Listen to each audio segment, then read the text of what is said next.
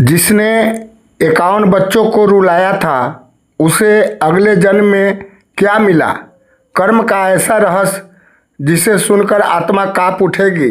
रात का तीसरा पहर था। चारों ओर घना अंधकार फैला हुआ था। आकाश में बादल ऐसे गरज रहे थे मानो स्वयं प्रकृति किसी आने वाली घटना की चेतावनी दे रही हो। एक विशाल राजमहल के भीतर अचानक चीखों का कोहराम मच गया। महल की महारानी भूमि पर गिरकर विलाप कर रही थी। उनके सामने सफ़ेद वस्त्रों में ढका हुआ उनके इकलौते पुत्र का निर्जीव शरीर पड़ा था। वह पुत्र जिसे पाने के लिए उन्होंने वर्षों तक तपस्या की थी, वह पुत्र जिसके लिए उन्होंने सैकड़ों व्रत रखे थे, वह पुत्र जिसकी मुस्कान उनके जीवन का एकमात्र सहारा थी, लेकिन आज वह हमेशा के लिए मौन हो चुका था। महारानी बार बार उसका चेहरा पकड़कर चिल्ला रही थी, हे प्रभु, मैंने ऐसा कौन सा अपराध किया था कि मेरे जीवन का एकमात्र दीपक भी बुझ गया? पूरा राजमहल उनकी चीखों से काँप रहा था।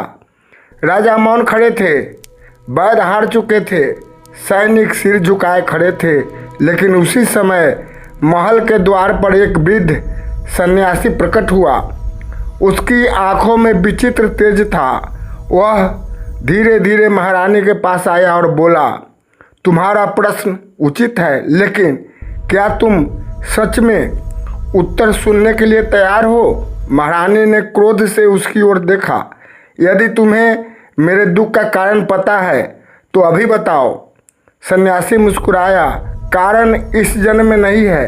यह सुनते ही पूरा सभा कक्ष स्तब्ध रह गया। सन्यासी ने अपनी आंखें बंद की। अचानक पूरा कक्ष दिव्य प्रकाश से भर गया। महारानी की चेतना जैसे शरीर से बाहर निकलने लगी। समय का चक्र घूमने लगा। वर्ष, शताब्दियाँ, युग सब पीछे छूटने लगे और फिर एक दृश्य स्थिर हो गया। महारानी ने स्वयं को एक दूसरे जन्म में देखा। वह किसी राजघराने की रानी नहीं थी। वह एक धनी व्यापारी की पुत्री थी, अत्यंत सुंदर, अत्यंत अहंकारी और अत्यंत निर्दयी। एक दिन नगर में भयंकर अकाल पड़ा। सैकड़ों परिवार भूख से तड़प रहे थे। बच्चे भोजन के लिए रो रहे थे। माताएं अपने बच्चों को गोद में लेकर भीख मांग रही थी, लेकिन व्यापारी की पुत्री के गोदाम अनाज से भरे हुए थे।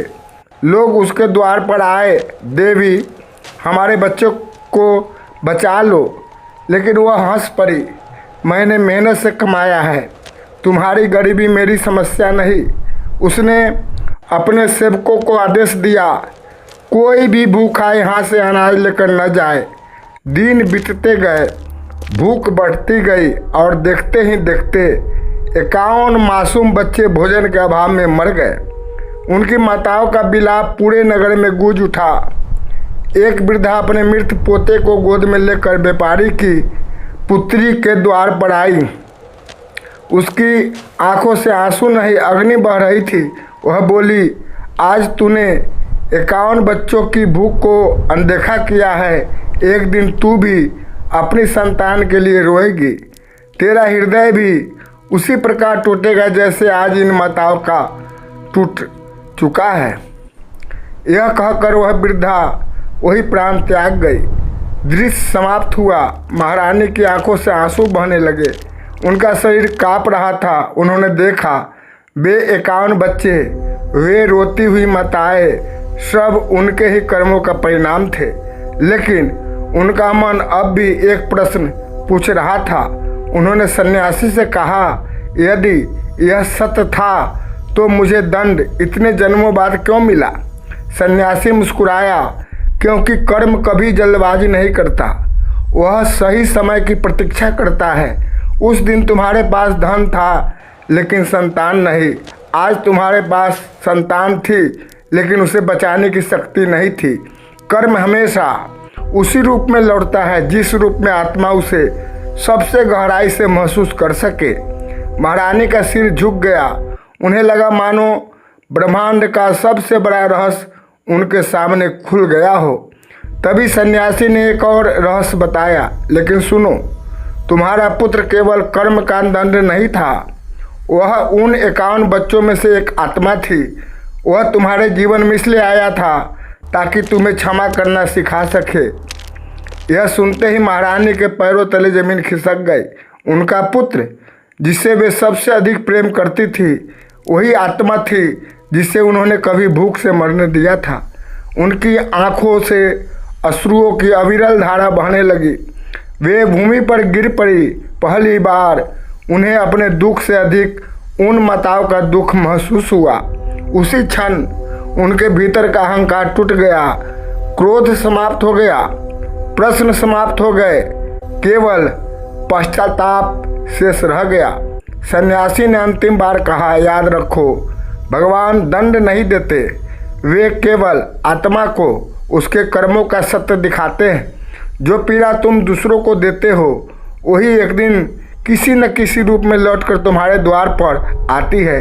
इसलिए कभी किसी की भूख, आंसू या मजबूरी का उपहास मत करना, क्योंकि कर्म का लेखा कभी मिटता नहीं, वह केवल सही समय की प्रतीक्षा करता है। यह कहते ही सन्यासी अदृश्य हो गया।